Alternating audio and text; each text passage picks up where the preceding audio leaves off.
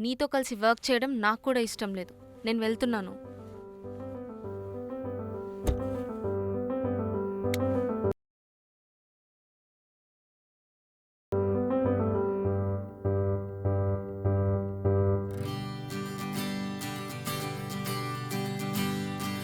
ఇష్టమే, కానీ కొంచెం భయం. భయం ఎందుకు? అలా కళ్ళతో చిలిపిగా మాటలతో కోయిలలా మాట్లాడుతుంటే లోపల ఎలా ఉందో తెలుసా? హ్మ్, ఆ మ్యూజిక్ ఇన్స్ట్రుమెంట్ పేరు ఏదో అంటారు,